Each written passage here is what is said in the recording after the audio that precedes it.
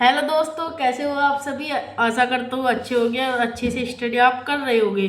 तो दोस्तों, आज हम पढ़ने वाले हैं प्रश्नावली 1.2 कक्षा 10 एनसीईआरटी यूपी बोर्ड।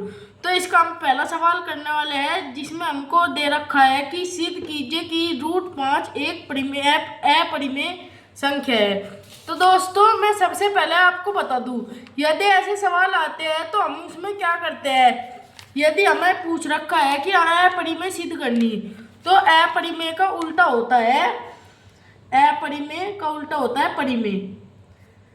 ठीक, अपरिमेय का उल्टा होता है परिमेय। तो अगर तो हमको अपरिमेय सिद्ध करने हैं तो हमको उस चीज को परिमेय मानना पड़ेगा। यदि हमको मानने की बात है, हमको किसी ने कह दिया कि ये पानी है, इसको सिद्ध करो कि हमको ये पानी है। हमें सिद्ध करना कि ये पत्थर है, तो हमको दे रखा पानी, तो हम पत्थर कैसे सिद्ध कर सके।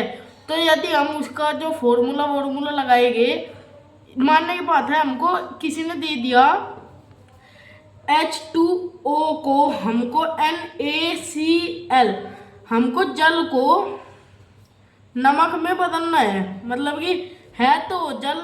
यदि हम उसको नमक मान के चले तो हमको जल प्राप्त हो जाएगा, क्योंकि वो जल है इसलिए। तो यदि ऐसे ही यदि हमको अपरिमेय सिद्ध करना है तो हमको पहले उस संख्या को परिमेय मानना पड़ता है। इसलिए परिमेय की शर्त देखिए, हल लिख दो।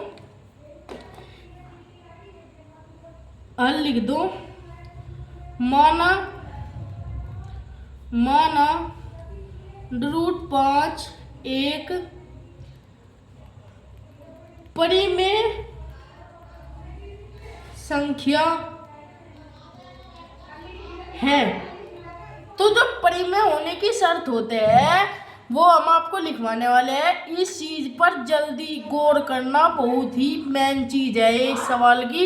ये नहीं क्लियर हुई तो मान लो हमारा पूरा सवाल क्लियर नहीं हुआ। तो हमको यहाँ पर लिखना पड़ता है, जहां हमने माना कि √5 एक परिमेय संख्या है। तो परिमेय संख्या क्यों है? परिमेय संख्या होने की भी कुछ शर्त होती है, जैसे अपरिमेय संख्या होने की शर्त होती है। परिमेय संख्या की शर्त होती है कि वह संख्या जहाँ √5, यही तो है संख्या, √5 बराबर है P/Q के। अगर इसको हम P/Q के रूप में लिख सकते हैं। एक तो शर्त हो गई हमारी या, और दूसरी शर्त हो गई PQ = नहीं है 0 के, मतलब कि जो निचली संख्या है 0 के बराबर ना हो और ये परस्पर अभाज्य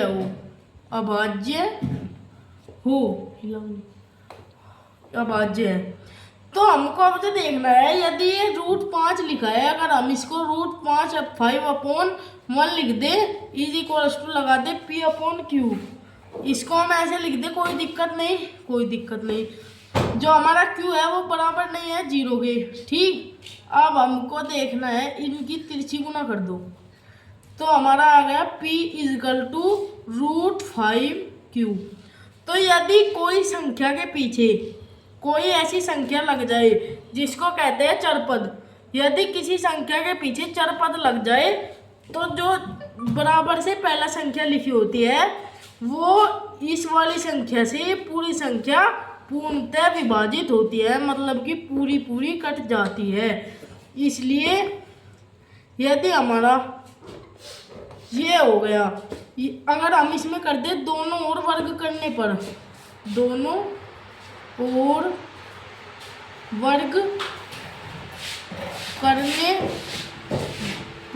क्योंकि हमको यहाँ पर √ हटाना है इसलिए हमको वर्ग करना पड़ेगा। तो दोनों ओर वर्ग कर दिया, यहाँ पर कर दिया P² = √5Q², दोनों तरफ वर्ग कर दिया।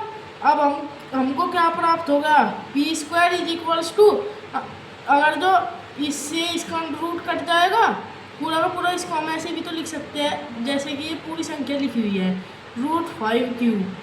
का स्क्वायर। अगर हम इसको ऐसे लिख दें √5 का स्क्वायर इंटू क्यू का स्क्वायर। अगर हम इसको ऐसे लिख दें तो कोई दिक्कत नहीं, दिक्कत इस संख्या से ये कट गया।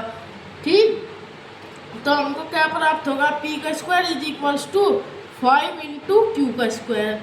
इसको हम ऐसे भी लिख सकते हैं, पी का square is equals to 5 q का स्क्वायर। ठीक, तो हमको पता चल गया क्यू का स्क्वायर भी पी के स्क्वायर से पूर्णतः विभाजित है। 5 क्यू का स्क्वायर जो रुक दो, पी का स्क्वायर 5 क्यू के स्क्वायर से पूर्णतः विभाजित है।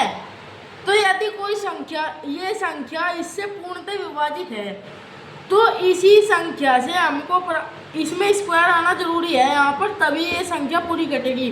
तो यदि ये इसका वर्ग इसको पूरा काट देता है, तो हम इस पी भी से इससे पूरा कट जाएगा। देखते हैं कैसे कट जाएगा। हमारे पास कोई संख्या है 25, ठीक, 25 है, जैसे 5 का वर्ग कर दिया हमने, इज इक्वल्स टू कर दिया हमने, जैसे 5 क्यू का स्क्वायर है हमने कर दिया 2 इंटू 2 का स्क्वायर। ठीक, अब हमने कर दिया ये 2 दूनी 4। चलो इसको ऐसे करके देखते हैं। 5 का स्क्वायर इज इक्वल्स टू 2 जा 4, 2 इंटू 4, 2 चौक 8 आ गया और 25। तो ये दोनों की दोनों संख्या कट जाएगी। तो ऐसे ही पी का वर्ग 5 क्यू के स्क्वायर से पूर्णतः विभाजित है। तो इसलिए पी भी 5 क्यू के स्क्वायर से पूर्णतः विभाजित होगा। तो ये हमारी पहली समीकरण हो गई।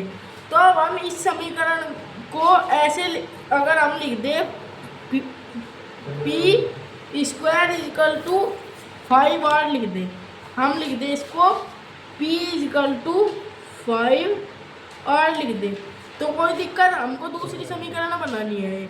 इसलिए यदि हम इसको ऐसे लिख दें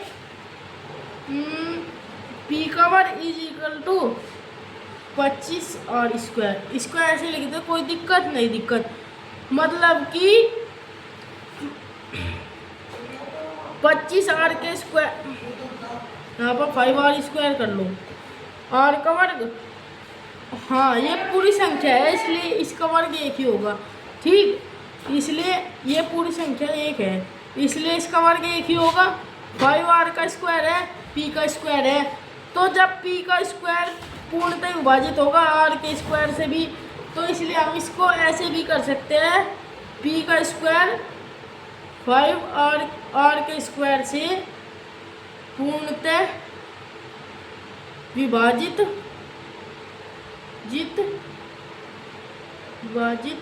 है। कर लिया। अब हम देखते हैं p का स्क्वायर 5r के स्क्वायर से पूर्णतः विभाजित है। तो जब p स्क्वायर 5r के स्क्वायर से पूर्णतः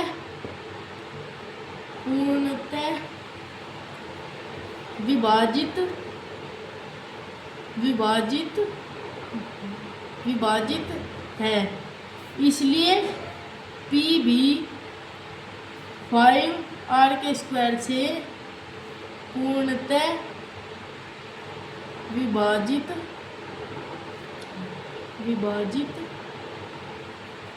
होगा। तो दोस्तों हमने देखा कि जो 5r के स्क्वायर से p का स्क्वायर भी विभाजित है और p भी विभाजित है, और यहाँ पर 5q के स्क्वायर से p भी विभाजित है और p का स्क्वायर भी विभाजित है।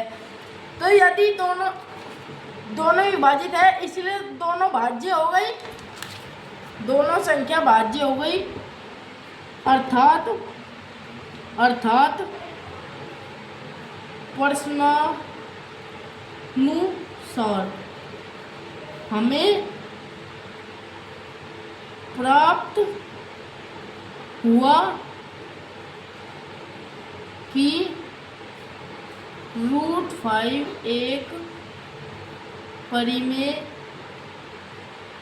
संख्या नहीं है। क्यों नहीं है? क्योंकि चूंकि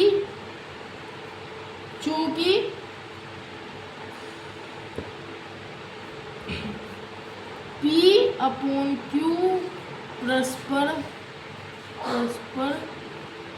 अभाज्य नहीं है। क्योंकि दोनों के दोनों कट रहे हैं, इसलिए अभाज्य नहीं है। इसलिए हमारा लिया गया कथन असत्य है। तो दोस्तों, हमने कितने आसानी तरीके से समझ लिया और आपको समझा भी दिया। तो दोस्तों, वीडियो अच्छी लगी हो तो लाइक शेयर एंड सब्सक्राइब करना मत भूलना। मिलते हैं नेक्स्ट वीडियो में, तब तक के लिए बाय बाय।